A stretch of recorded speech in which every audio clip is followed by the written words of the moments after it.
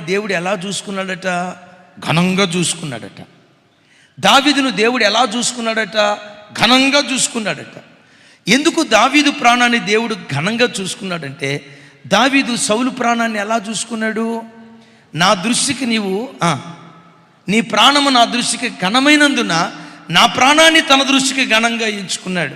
అమ్మా, అయ్యా, ఎప్పుడు జీవితంలో నీకంటే తక్కువ స్థితిలో ఉన్నవాళ్ళు కనబడినప్పుడు తృణీకరంగా మాట్లాడుకో, ఎగతాళిగా మాట్లాడుకో, కించపరుస్తూ మాట్లాడుకో, గేలి చేస్తూ మాట్లాడుకో. ఆడ లేబరోడు, ఆడ కులం తక్కువడు, వాడ అంటరానోడు, వాడ అదే మా ఇంట్లో పనిచేసే పనికత్తే. ఎప్పుడు ఎవరిని తిరస్కారంగా మాట్లాడుకో. ఎదుటివాడిని నువ్వు ఎంత ఘనంగా ఎంచుతావో నిన్ను దేవుడు అంత ఘనంగా ఎంచడం ప్రారంభిస్తాడు. కొంచెం గట్టిగా చెప్దాం ఆమేన్. కొంచెం గట్టిగా చెప్దాం ఆమేన్. మిమ్మల్ని అడుగుతా, మీ ఇంట్లో కూడా కొంతమంది ఇళ్లలో పనిచేసే పనికత్తెలు ఉన్నారు కదా. మీ అంట్లు దువ్వేవాళ్ళు, బట్టలు ఉతికేవాళ్ళు, లేకపోతే మీ ఇల్లు ఊడ్చేవాళ్ళు, మీ ఇంట్లో పనిచేసే పనికత్తెలు ఉన్నారు కదా. మీ పనికత్తెలు మీరు తినే ప్లేట్లో వాళ్ళు భోజనం చేస్తారా?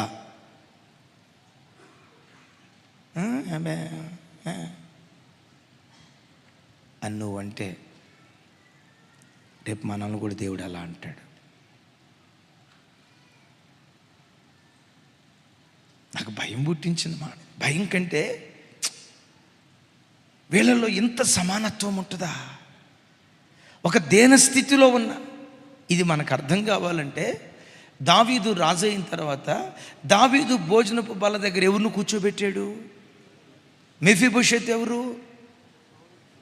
సౌలు మనవడు కాదు, కుంటి ఆయన, కాళ్ళు లేని ఆయన, అవిటివాడు, అంగవైకల్యం కలిగిన వాడు. వాస్తవంగా యెరూషలేములో అడుగు పెట్టడానికి దేవుని వాక్యం ఒప్పుకోదు. అయినా అలాంటి మెఫీబోషెతుని తీసుకొచ్చి తాను కూర్చునే భోజనపు బల దగ్గర సహపంక్తిలో కూర్చోబెట్టి మెఫీబోషెతుకు భోజనం పెట్టాడు. దావీదు ఎవరు తెలుసా? సౌలు ప్రాణాన్ని ఘనంగా ఎంచడమే కాదు, చివరికి మెఫీబోషెతు ప్రాణాన్ని కూడా ఘనంగా ఎంచే ఆ గొప్ప గుణం దావీదులో ఉంది. కాబట్టే దావీదును నేటికి ఘనమైన వాడిగా దేవుడు నిలవబెడుతూ వచ్చాడు.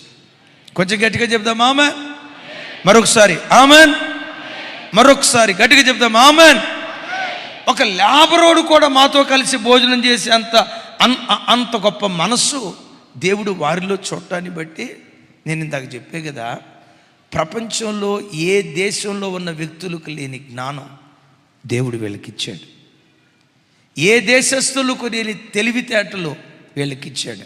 వీళ్ళు ఎంత తెలివి కలిగిన వాళ్ళు మనకు అర్థం కావాలంటే, బబులోను సంస్థానంలో ప్రజలందరికీ నెబుకద్నెజరు రాజు జ్ఞానం నేర్పాడు, కల్దీల విద్య నేర్పాడు, మంత్రతంత్రాలు నేర్పాడు, శాస్త్రం నేర్పాడు, అందరికీ నేర్పాడు. ఒక మాటలో చెప్పాలంటే అందరికీ ఫ్యాకల్టీ ఒక్కళ్ళే, అందరికీ టీచర్ ఒక్కడే, అందరికీ సబ్జెక్టు బోధించిన ప్రొఫెసర్ లెక్చరర్ ఒక్కడే. కానీ విచిత్రం ఏంటంటే, కల్దీల జ్ఞానం కంటే యోధా జాతిలో పుట్టిన షడ్రక్ మెషక్ అబేద్నెగోలు జ్ఞానంలోనట తతిమా వాళ్ళకంటే 10 అంతల శ్రేష్ఠులుగా ఉన్నారట. ఎంత అంటే వాళ్ళకి జ్ఞానంలో ఎంత తేడా ఉంది అంటే, ఎగ్జామ్ పెట్టారు, మీకు అర్థమయ్యే భాషలో చెప్పాలంటే అందరికీ 10 మార్కులు వస్తే యూదులకి ఎన్ని వచ్చాయి చూసారా? అందరికీ 100 వస్తే యూదులకి ఎన్ని వచ్చాయి? అందరికీ 1000 మార్కులు వస్తే యూదులకి, అందరికీ 10,000 వస్తే యూదులకి. ఇక మీ లెక్కకు రాదు, ఇంతటితో ఆపేస్తా. విన్నారా? 10 అంతల శ్రేష్ఠులట. అసలు దేవుడు వాళ్ళకిచ్చిన జ్ఞానం, వాళ్ళకిచ్చిన తెలివి ఆలోచిస్తే ఒళ్ళు గగ్గురు పొడుస్తుంది. ఆ మధ్య ఒక కారుగా కనిపెట్టారు, ఇజ్రాయేలీలే తయారు చేశారు. అది కారులాగా రోడ్డు మీద వెళ్ళగలదు.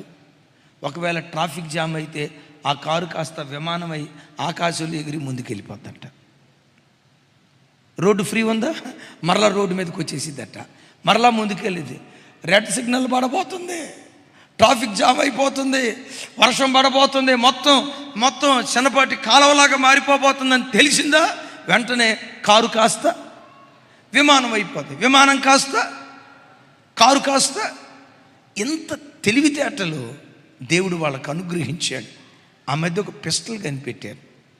సహజంగా మనం లోకంలో ఎక్కడ చూసినా శత్రువు అక్కడ ఉన్నాడు, పిస్టల్ అట్లా ఒక్కసారి మనం ఫైర్ చేసామనుకోండి, బుల్లెట్ ఒకసారి వదిలిన తర్వాత ఏ డైరెక్షన్లో బుల్లెట్ వదిలేమో అదే డైరెక్షన్లో బుల్లెట్ వెళ్తుంది.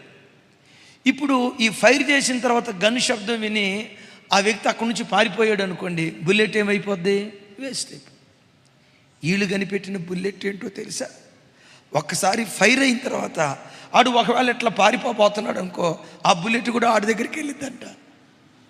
ఆడు అక్కడి నుంచి మళ్ళీ ఇటు పరిగెత్తాయి. అక్కడికరా నువ్వు పోయేది? నీవెక్కడుంటావో నేను కూడా అక్కడే ఉంటాను. వాడు కూర్చుంటే బుల్లెట్ కూడా కూర్చుంటుందట, వాడు లేస్తే బుల్లెట్ కూడా లేస్తుందట. ఒకవేళ పరిగెత్తుతూ ఉంటే ఎంత వేగంగా పరిగెత్తుతాడో అంత వేగంగా ఆ బుల్లెట్ దూసుకొని శత్రువుని కూల్చేస్తుంది. ఎంత అపరిమితమైన, వర్ణించటానికి మాటలందని అద్భుతమైన జ్ఞానం దేవుడు ఆ ప్రజలకు అందించాడు. యేసయ్యకి మహిమ కలుగును గాక. ఎందుకు అంత జ్ఞానాన్ని దేవుడు వాళ్ళకి ఇచ్చాడో తెలుసా? వాళ్ళు దేవుని విషయంలో కూడా అంత నిష్టగా బ్రతుకుతారు కనుక. ఆమేన్ చెప్పండి గట్టిగా.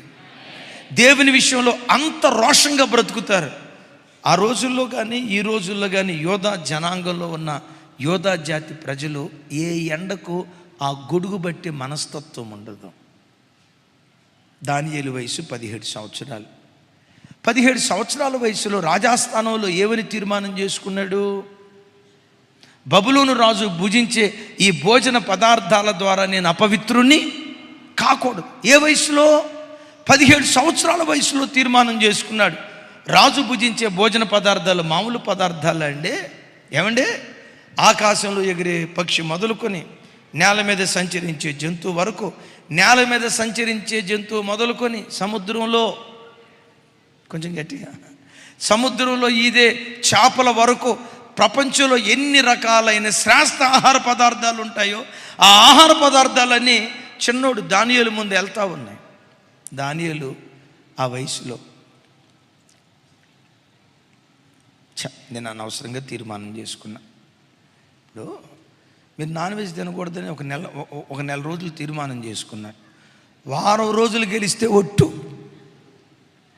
వారం రోజుల తర్వాత తీర్మానం చేసుకున్నావు కదా ఇక నాన్ వెజ్ తిన్నని, అది తూచి లేదు. నేను అనుకున్నా కానీ ఖచ్చితంగా చేద్దామని అనుకోలే. వారం రోజులకే మనం ఫెయిల్ అయిపోతాం. ఏది? ఈ పేతురు గారి దగ్గర. పేతురు అంటే ఏంటి? అది. లేకపోతే ఇస్సాకు దగ్గర చిన్ననాడు అదే ఈ చిన్ననాడి దగ్గర ఓడిపోతారు. రాజు భుజించే భోజన పదార్థాలు రోజు కళ్ళ ముందు కనపడతా ఉన్నా దేవుని కొరకు అంత ఖచ్చితంగా బ్రతికారు కనుకే 10 అంతల శ్రేష్ఠులుగా నేటికి దేవుడు ఆ బిడ్డలను నిలవబెడుతూ ఉన్నాడు. కొంచెం గట్టిగా చెప్దాం ఆమేన్. దేవుని విషయంలో మనం కూడా ఎంత ఖచ్చితంగా బ్రతుకుతామో, దేవుని విషయంలో ఎంత రోషంగా బ్రతుకుతామో, నీ పట్ల దేవుడు చేసే కార్యాలు కూడా అంత గొప్పగా నా దేవుడు నిలవబెట్టును గాక. ఆఖరి మాట చెప్పి నేను ముగిస్తా. అసలు ఇంతకీ ఆ ఏడ్పుల గోడ దగ్గరికి ఎందుకు వెళ్తారు? ఏడ్పుల గోడ దగ్గరికి వెళ్ళి వాళ్ళు ఏడవటానికి కారణం ఏంటి? నెహెమ్యా కాలంలో యెరూషలేము చుట్టూతో ప్రాకారాలు కట్టాడు అని చెప్పాం కదా. ఆ ప్రాకారానికి ఎన్ని గుమ్మాలు ఉన్నాయి? 12 గుమ్మాలు ఉన్నాయి. విచిత్రం, ఈ 12 గుమ్మాల్లో 11 గుమ్మాలు ఇప్పటికీ తెరిచే ఉన్నాయి. 12వ గుమ్మం తూర్పు గుమ్మం ఉందే, ఆ గుమ్మం ఎప్పటికీ మూతవేయబడి ఉంది. ఎందుకు తూర్పు గుమ్మం మూతవేయబడింది? ఈ యెరూషలేము ప్రాకారాలు ఈ ఏడ్పుల గోడ దగ్గరికి వెళ్ళి ఎందుకు 24 గంటలు యోధా జనాంగం ఏడుస్తారు అనంటే దీని వెనుక చాలా చారిత్రాత్మకమైన సత్యం ఉంది. ఏంటయ్యా చారిత్రాత్మకమైన సత్యం అంటే, ఈ ఏడ్పులు చూస్తున్నారు కదా, ఈ ఏడ్పుల గోడ ఎక్కడైతే ఉందో ఈ గోడను అనుకునే సొలొమోను దేవాలయం కట్టాడు. సొలొమోను ఎక్కడ దేవాలయం కట్టాడు? ఎక్కడ కట్టాడు అంటే, అబ్రహాము తన కుమారుడిని ఇస్సాకును బలివ్వటానికి మోరియా పర్వతం మీదకి వెళ్ళాడే, మీరు చూస్తున్న ఏడ్పుల గోడే మోరియా పర్వత ప్రాంతం. ఆమేన్. ఒకసారి చెప్పండి, మోరియా పర్వత ప్రాంతం. ఏం జరిగింది మోరియా పర్వత ప్రాంతంలో? దేవుడు వృద్ధాప్యంలో ఇస్సాకునిచ్చిన తర్వాత అబ్రహాముతో అన్నాడు, నీ ఒక్కగానొక్క కుమారుని, నీవు ప్రేమించే ఇస్సాకును మోరియా పర్వతం మీద నాకు బలివ్వు అని అంటే, ఇద్దరు పనివాళ్ళను తీసుకొని మోరియా పర్వత ప్రాంతానికి వెళ్ళి పనివాళ్ళతో అంటాడు, అయ్యా మీరు ఇక్కడే ఉన్నాడు, నేను నా కుమారుడు మోరియా పర్వతం మీదకి వెళ్ళి యెహోవాకు మొక్కి తిరిగి వచ్చేదము అంటాడు. తిరిగి వస్తాను అనలా, ఏమన్నాడు? తిరిగి వచ్చేదము అన్నాడు.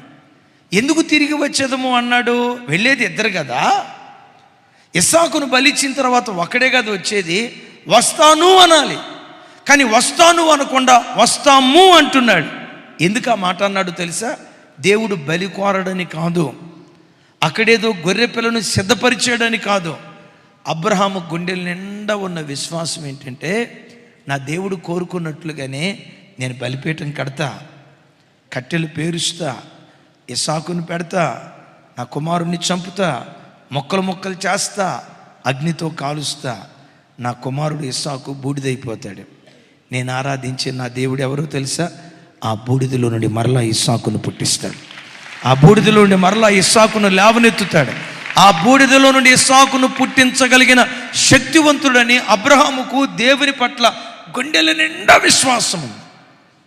ఎట్లరా, కొన్నిసార్లు మన పరిస్థితులు కూడా బూడిదైపోతాయి.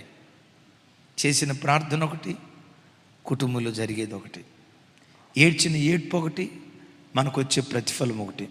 సైతాను నీ బూడిద లాంటి స్థితిని చూపించి, బ్రతుకంతా బుగ్గిపాలైపోయిందయ్యా, బ్రతుకంతా బుగ్గిపాలైపోయిందమ్మా, ఇంకా మంచి రోజులు వస్తాయి అనుకుంటున్నావా? నీ భ్రమ. సంతోషంగా బ్రతికే దినాలు వస్తాయి అనుకుంటున్నావా? అది పగటి కల. నువ్వెంత ప్రయాసపడినా నీ బ్రతుకు బూడిదే, బాగుపడదు, మంచి రోజులు నీకు రావు, కుటుంబ పరిస్థితులు చక్కదిద్దబడవు అని బూడిద లాంటి స్థితిని చూపించి సాతాను నిన్ను కృంగదీస్తాడు. బూడిద లాంటి పరిస్థితులు ఒకవేళ నీ కళ్ళ ముందున్నా, గుండెల నిండా విశ్వాసం పెట్టుకొని, నేను ఆరాధించే నా దేవుడు శూన్యముల నుండి సమస్తాన్ని పుట్టించగలిగిన వాడు, లేని వాటిని ఉన్నట్లుగా చేయగలిగిన వాడు, మృతులను సజీవులుగా లేపగలిగిన వాడు, ఆయన ఏమైనా చేయగలడు, నా కథ మొత్తం మార్చగలడని నీ గుండెల్లో ఆ ఒక్క విశ్వాసాన్ని పెట్టుకో. అబ్రహామును గణపరిచిన దేవుడే నిన్ను గణపరుచుతాడు. అబ్రహామును స్థిరపరిచిన దేవుడే నిన్ను స్థిరపరచడం ప్రారంభించునుగాక. గట్టిగా చెప్తాం ఆమేన్. సరే, దేవుడు బలిని కోరలేదు, మన దేవుడు నరబలిని కోరేవాడు కాదు. కానీ కోరినట్లుగా కనపడేది ఆ ఒక్క స్థలమే. ఇస్సాకును బలి కోరలేదు, ఆ త్యాగం చేసుకున్నాడే. ఆ త్యాగం చేసుకున్న ఆ మోరియా పర్వతం మీదే దావీదు మందిరాన్ని కట్టాలనుకున్నాడు. ఆ యెబూసీయులున్న సియోను కొండను చూసి ఇలా అన్నాడు, ఎవరు ఎక్కలేని ఎత్తైన కొండను నన్ను ఎక్కించు అన్నాడు. ఆ మాట అనండి, చివరి మాట, నేను ఎక్కుతా అనలా, నన్ను ఎక్కించు అంటే దావీదు ఒక చిన్నపిల్లోడిలాగా మాట్లాడుతున్నాడు. చిన్నపిల్లోడు, మమ్మీ నేను నా మెట్టు ఎక్కలేను, నన్ను ఎక్కించు అని చిన్నపిల్లోడు అంటాడే. అయ్యా, నా దగ్గర ఎన్ని సామర్థ్యాలు ఉన్నా నీవు ఎక్కిస్తేనే నేను ఎక్కగలుగుతాను, నువ్వు చేరిస్తేనే ఆ శిఖరానికి నేను రాగలుగుతానని చిన్న బిడ్డ తల్లి మీద ఆధారపడ్డట్లుగా దావీదు దేవుని మీద అంత ఆధారపడిపోయాడు. ఎవరు ఎక్కలేని ఎత్తైన కొండ నన్ను ఎక్కించు అన్నాడు. మొత్తానికి దావీదును ఆ ప్రాంతాన్ని స్వాధీనపరుచుకున్నాడు, కానీ మందిరాన్ని కట్టలా. దేవుడు అన్నారు, నీ నడుమున పుట్టబోయేవాడు మందిరాన్ని కడతాడు. సొలొమోను రాజు అయ్యాడు, ఆ స్థలంలో చక్కటి మందిరాన్ని కట్టాడు. దాన్ని సువర్ణ దేవాలయం. అద్భుతం ఏంటంటే, ఆ దేవాలయ ప్రతిష్ఠ రోజు యాజకులు పాటలు పాడుతూ దేవుని స్తుతిస్తూ బోరలు ఊదుతూ ఉండగా అద్భుతం, పరలోకం నుంచి దేవుని షకీనా మహిమ యెరూషలేములో ఉన్న దేవాలయం మీదకి దిగి వచ్చిందట. ఆ మహిమ దిగి వచ్చిన స్థలంలో యాజకులు నిలవబడలేక, ఆ లోపలికి యాజకులు వెళ్ళలేక, అయ్యో ఈ తేజో మహిమను మేము చూడలేకపోతున్నాం, అయ్యో ఈ ప్రసన్న ఎదుట మేము బ్రతకలేకపోతున్నామని యాజకులు మందిరంలో అడుగు పెట్టలేకపోయారట. అంటే సొలొమోను దేవాలయం మీదకి ఏమి దిగొచ్చింది? దేవుని షకీనా మహిమ దిగొస్తే దరిదాపుగా సొలొమోను పరిపాలన కాలమంతా ఆ మహిమ దేవాలయంలో ఉంటూ ఉండేది. సొలొమోను ముగింపుకు వచ్చేసరికి ఒక చట్ట పని చేశాడు. 1000 మంది భార్యలను వివాహం చేసుకొని, ఎంత దౌర్భాగ్యం అంటే మోయాబీరాలను వివాహం చేసుకున్నాడు. అమోనీయులను, అమాలేకీయులను, మరి ప్రత్యేకంగా ఐగుప్తీయులను తాను వివాహం చేసుకున్నాడు. ఎప్పుడైతే ఐగుప్తీయులను తాను వివాహం చేసుకున్నాడో ఆ ఐగుప్తు స్త్రీలు, ఈ మోయాబు స్త్రీలు, మేము ఆరాధించడానికి మెలెకు దేవత విగ్రహం, మేము ఆరాధించడానికి మెలెకు దేవత ఆలయం కావాలి, మేము ఆరాధించడానికి ఐగుప్తు దేవత మాకు కావాలని భార్యలు బలవంతం చేస్తే ఏ చేతులతో దేవుని మందిరాన్ని కట్టాడో అదే చేతులతో విగ్రహారాధన మందిరాలు కట్టాడు సొలొమోను. నేను ఎప్పుడు చెప్తా, సందర్భం వచ్చింది కాబట్టి చెప్తున్నా. తమ్ముడు, చెల్లి, జీవితంలో ఎక్కడ తప్పటడుగు వేసినా దిద్దుబాటు చేసుకోవటానికి అవకాశం ఉంటుంది. వివాహం దగ్గర తప్పటడుగు వేయకు. వివాహం దగ్గర, నీ పిల్లల పెళ్ళిళ్ళ దగ్గర కానీ, నీ కుమార్తెల వివాహాల దగ్గర కానీ స్టేటస్ చూడకండి, స్థాయి చూడకండి, అంతస్తు చూడకండి. ఎంత సంపాదిస్తున్నాడు, మన కులమేనా, ఎంత జీతం, ఏ స్థాయిలో ఉన్నాడు, శరీర సంబంధమైన స్థితిగతులు చూడకండి. వివాహాల దగ్గర ఆత్మీయతకే మన అగ్రపట్టం కట్టేవారిగా బ్రతుకుదుంగాక. ఒకవేళ పెండ్లిళ్ళ దగ్గర దైవము కాని వాటిని ఆరాధించే వాళ్ళని తెచ్చిపెట్టుకున్నారా, ఆ బాధ జీవితాంతం అనుభవించాల్సిన ప్రమాదం ఉంటుంది. ఎప్పుడు కులం చూడకండి, డబ్బు చూడకండి, ఆస్తిపాస్తులు చూడకండి. మీ వివాహాల దగ్గర కానీ, మీ పిల్లల వివాహాల దగ్గర కానీ ఆత్మీయతకే అగ్రపట్టం కట్టే కృప దేవుడు మనందరికీ దయచేయునుగాక. బాధాకరం, సొలొమోను పాలన అయిపోయింది. తన కుమారుడు రెహబాము కాలం వచ్చింది. రెహబాము కాలంలో రెహబాము దేవునికి ఆయాస్కరంగా బ్రతికాడు. ఆ తర్వాత చాలామంది రాజులు వచ్చారు. దేశం ఆత్మీయంగా ఎదుగుతూ పతనమవుతూ, పతనమవుతూ ఎదుగుతూ, ఎదుగుతూ పతనమవుతూ యెహెజ్కేలు కాలానికి వచ్చేసరికి విచిత్రం తెలుసా? యెహెజ్కేలు గ్రంథం వినండి, 8, 9, 10 అధ్యాయాల్లో మనం చూస్తాం. కెరూబుల మీద ఉన్న దేవుని మహిమ ఆ స్థలాన్ని విడిచిపెట్టి పరిశుద్ధ స్థలంలోకి రావటం, మళ్ళా పరిశుద్ధ స్థలంలో ఉన్న మహిమ మరలా కెరూబుల మీదకి వెళ్ళటం, కెరూబుల మీద ఉన్న దేవుని మహిమ మళ్ళా మందిరాన్ని విడిచిపెట్టి, అతి పరిశుద్ధ స్థలాన్ని విడిచిపెట్టి ప్రాకారంలోకి రావటం, ఆ మహిమ ప్రాకారం నుంచి మరలా ముఖద్వారానికి రావటం, ఆ మహిమ ఆ ముఖద్వారం నుండి తూర్పు గుమ్మంగా యెరూషలేములో ఉన్న కొండ మీదకి వెళ్ళటం, ఆ కొండ మీదకి వెళ్ళినటువంటి మహిమ ఆ దేశాన్ని విడిచిపెట్టి వెళ్ళిపోయిందట. ఎటుకుండా విడిచిపెట్టి వెళ్ళిపోయింది అంటే, ఇప్పుడు ఏడ్పుల గోడ అంటారు చూసారా, ఏడ్పుల గోడ అంటారు చూసారా, అటువైపు కొంచెం దూరాన తూర్పు గుమ్మం ఉంటుంది. ఆ తూర్పు గుమ్మం గుండా సొలొమోను మందిరం మీదకి ఏ దేవుని మహిమ దిగొచ్చిందో అదే దేవుని మహిమ మందిరం యొక్క తూర్పు గుమ్మం గుండా యెరూషలేం పట్టణాన్ని విడిచిపెట్టి ఆ కొండ మీదకి వెళ్ళిపోయి అక్కడి నుంచి కనుమరుగైపోయిందట. ఎప్పుడైతే దేవుని మందిరాన్ని దేవుని మహిమ విడిచిపెట్టిందో, టైటస్ రాజు క్రీస్తు శకం 70వ సంవత్సరంలో ఇజ్రాయిల్ దేశం మీద దాడి చేసి ఆ దేశమంతటిని నేలమట్టం చేసి మందిరాన్ని అగ్నితో కాల్చి బంగారాన్ని దోచుకుని వెళ్తే, క్రీస్తు శకం 70వ సంవత్సరంలో ప్రపంచ దేశాలకు ఇశ్రాయేలీలందరూ చెదిరిపోయారు. 1948వ సంవత్సరంలో యేసుక్రీస్తు ప్రవచనం చెప్పినట్లుగా అంజూరపు చెట్టు చిగురించే కాలం వస్తుంది, అది నా రాకడకు సూచన అని యేసు ప్రభు వారు చెప్పినట్లుగా 1948వ సంవత్సరంలో ఇజ్రాయేల్ దేశం స్వతంత్ర దేశంగా మారిపోయి, ఇప్పుడు ప్రపంచ దేశాల్లో ఎక్కడెక్కడున్న యూదులంతా మెల్లిగా ఇశ్రాయేల్ దేశానికి చేరుతున్నారు. మీకు తెలుసో తెలియదో, ఈ మధ్యకాలంలో మన భారతదేశం నుంచి కూడా 2000 మంది యూదులు మన భారతదేశం నుంచి ఇశ్రాయేల్ దేశానికి వెళ్ళారు, మణిపూర్ ప్రాంతం నుంచి. మీరు విన్నారా ఈ వార్త? Thank you. 2,000 మంది యూదులు మణిపూర్ ప్రాంతం నుంచి ఇజ్రాయెల్ దేశానికి వెళ్ళారు. ఇప్పుడు ఆ ఇజ్రాయెల్ దేశానికి వెళ్ళిన ప్రజలు ఇప్పుడు వాళ్ళు చేస్తుంది ఏంటంటే ఆ ఏడ్పుల గోడ దగ్గర నిలవబడి ఇర్మియా ప్రవక్త ఏడుస్తూ అంటాడు కదా, దేవా మా పూర్వస్థితి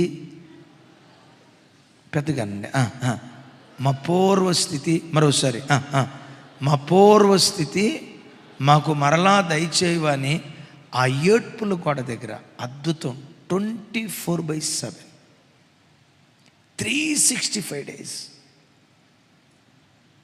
ఒక పగలు లేదు, ఒక రాత్రి లేదు, ఒక పండగ లేదు, ఒక పబ్బం లేదు, ఆదివారం అని లేదు, సోమవారం అని లేదు, శనివారం అని లేదు, మంగళవారం అని లేదు, మంగళవారం అని లేదు, బుధవారం అని లేదు, ప్రతిరోజు 365 రోజులు 24 గంటలు ఎవరో ఒకళ్ళ ఆడికి రావటం, ఆ గోడలు పట్టుకోవటం, ఏడుస్తూ మా పూర్వస్థితి మరలా మాకు దయచేయ్యా, గతంలో మా దేశం ఎలా ఉండేదో అలాంటి దేశాన్ని మరలా మాకు దయచేయి అయ్యా. ఇక్కడ మందిరం ఉండేది కదా, ఆ మందిరాన్ని మరలా మా కన్నులారా చూడాలి, ఆ మందిరం మరలా నిర్మించబడాలి. సొలొమోను మందిరం మీదకి ఏ మహిమైతే దిగొచ్చిందో మరలా మహిమ దిగి రావాలని ఆ గోడల దగ్గర నిలబడి రోజు ఏడుస్తూ ప్రార్థన చేస్తూనే ఉంటారు. యేసయ్యకి మహిమ కలుగును గాక. పెద్దగా చెప్దాం, యేసయ్యకి మహిమ కలుగును గాక. ఆ గోడల దగ్గర ఇందాక చెప్పే కదా 24 గంటలు ఏడుస్తూ ప్రార్థన చేస్తారు. విచిత్రం, మందిరం పడగొట్టబడింది కదా, ఇప్పుడు మందిరం లేదు కదా. సొలొమోను మందిరం కట్టడానికి దావీదు సమస్తము ఎలా సమకూర్చాడో 3వ మందిరం కట్టడానికి కావలసినవన్నీ కూడా ఇశ్రాయేలీయులు ఇప్పుడు సమకూర్చి పెట్టారు. ఎప్పుడైతే మందిరానికి క్లియరెన్స్ వస్తుందో టక టక టక టక టక కొన్ని రోజుల్లోనే ఆ మందిరపు పని పూర్తి చేయటానికి ఎప్పటికీ 3వ మందిరపు నమూనా ఇజ్రాయెల్ దేశంలో యూదులు సిద్ధపరిచి ఉంచారు. నిశ్చయంగా దేవుడు భక్తులందరి ప్రార్థన ద్వారా ఇశ్రాయేలు దేశానికి పూర్వస్థితి మరలా దయచేయునుగాక, పూర్వస్థితి మరలా దయచేయునుగాక. ఆ దేశం మీదకి ఏ దేవుని మహిమ దిగొచ్చిందో అదే దేవుని మహిమ రాగల కాలంలో రెట్టింపుగా దేవుడు కుమ్మరించునుగాక. ఇదొక ఎత్త. ఎంత రోషంగా బ్రతికే వాళ్ళు ఉన్నారా? ఉన్నారు. ఇంకో సంగతి చెప్పంటారా? అదే దేశంలో యూదుల్లో కొంతమంది, నేను ఇజ్రాయేల్ దేశంలో చూసిన నా గుండెలు పిండే బాధాకరమైన సంగతి ఏంటో తెలుసా? యూదుల్లో చాలామంది స్మోకర్స్.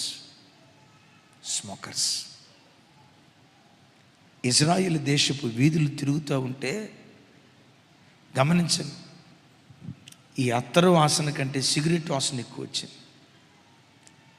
యోధా జనాంగం అని పిలువబడిన యోధా జనాంగంలో ఆడపిల్లలు సిగరెట్లు తాగుతున్నారు.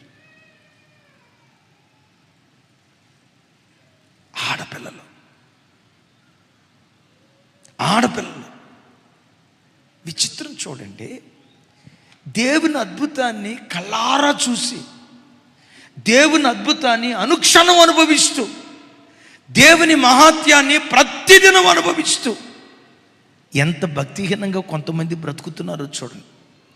భక్తిగా బ్రతికే వాళ్ళు ఉన్నారు, నామకార్థంగా బ్రతికే వాళ్ళు ఉన్నారు. కొన్నిసార్లు అనిపిస్తుంది, దేవుని మహాత్యాన్ని కన్నులారా చూశారు కదా, దేవుని అద్భుతాన్ని అడుగడుగున వాళ్ళు అనుభవిస్తున్నారు కదా, ఎంత అనుభవిస్తున్నా వీళ్ళకి భక్తిహీనంగా బ్రతకాలనే ఆలోచన ఎట్లా వచ్చింది? వీళ్ళకి మనస్సాక్షి లేదా? అసలు వీళ్ళు మనుషులేనా? దేవుని అద్భుతాలు కళ్ళారా చూసి ప్రతిదినం వాళ్ళ జీవితంలో అనుభవిస్తూ ఎంత భక్తిహీనంగా ఎలా బ్రతుకుతున్నారు? కొంతమంది త్రాగుబోతులు. అది చాటును తాగటం కాదు, పబ్లిక్. నేను ఒకరోజు మీటింగ్ ముగించుకొని 2:30 ఆ ప్రాంతంలో వస్తూ ఉన్నా. 12 సంవత్సరాలు 13 సంవత్సరాల వయసులో ఉన్న ఆడపిల్లలు నిక్కర్లు వేసుకొని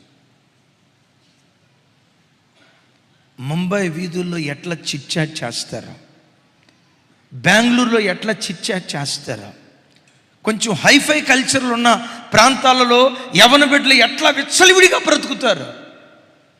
మధ్యరాత్రి 2, 2:30, 3 ఆ ప్రాంతంలో రోడ్ల మీద యవ్వన బిడ్డలు విచ్చలవిడిగా బ్రతుకుతున్నారు. నేను ఒక మాట అంటా, ఇది నా ముగింపు సందేశం. దేవుని కొరకు భక్తిగా బ్రతకాలనే మంట నీ గుండెల్లో ఉంటే దేవుడు నీకు ఏమి ఇచ్చినా ఏమి ఇవ్వకపోయినా భక్తిగా నువ్వు బ్రతకగలుగుతావు. దేవుని కొరకు నేను బ్రతకాలి, దట్స్ ఇట్. ఈ చిన్న జీవితం ఒక ప్రతిష్ఠిత జీవితంగా నా ప్రభు కొరకు జీవించాలి అనే తీర్మానం నీకుంటే ఉద్యోగం ఉన్నా లేకపోయినా బ్రతుకుతావు. వ్యాపారంలో దీవించబడ్డా దీవించబడకపోయినా బ్రతుకుతావు. పంచభక్ష పరవాణాలు పెట్టినా బ్రతుకుతావు, కారపు మెతుకులు తిన్నా బ్రతుకుతావు. ఏ స్థితిలో ఉన్నా, ఏ వయసులో ఉన్నా దేవుని కొరకు నువ్వు బ్రతకగలుగుతావు. దేవుని కొరకు బ్రతకాలనే ఆశ నీకు లేకపోతే నేను కోటీశ్వరురాలుగా దేవుడు నిలవబెట్టిన, కోట్లాధిపతిగా నిలవబెట్టిన, దేవుని కొరకు బ్రతకాలనే మనస్సు లేకపోతే నువ్వు బ్రతకలేవు. బ్రతకాలనే ఆశ నీకుంటే యవ్వన వయసులో కూడా యోసేపులాగా బ్రతకగలుగుతావు. బ్రతకాలనే ఆశ నీకు లేకపోతే ముసలితనంలో కూడా సొలొమోనులాగా జీవిస్తావు. ఇంకోసారి రిపీట్ చేయమంటారా? బ్రతకాలనే ఆశ నీకుంటే నిండు యవ్వన వయసులో కూడా దానియేలులాగా బ్రతకగలుగుతావు. బ్రతకాలనే ఆశ నీకు లేకపోతే దేవుడు నీకేమిచ్చినా, అందుకనే భక్తుడు ఒక మాట అంటాడు, భోజన పదార్థాల చేత కాదు కృపచేతే హృదయాన్ని స్థిరపరుచుకున్నట్టు మంచిది అనండి. ఆ మాట అంటే నిన్ను నన్ను భక్తిలో స్థిరపరిచేది భోజన పదార్థాలు కాదు. సైకిల్ మీద తిరిగేవాడు అనుకుంటాడు, దేవా నాకే గనక కారు ఇస్తే 24 గంటలు ప్రార్థన చేయకపోదునా? మరి కారులో తిరిగే వాళ్ళు ఎంతమంది 24 గంటలు ప్రార్థన చేస్తున్నారో చూడండి. అద్దింట్లో ఉండి ఆయన అనుకుంటాడు, దేవా నన్ను అద్దింట్లో నుంచి లేపి పరలోకం తీసుకెళ్ళాలా?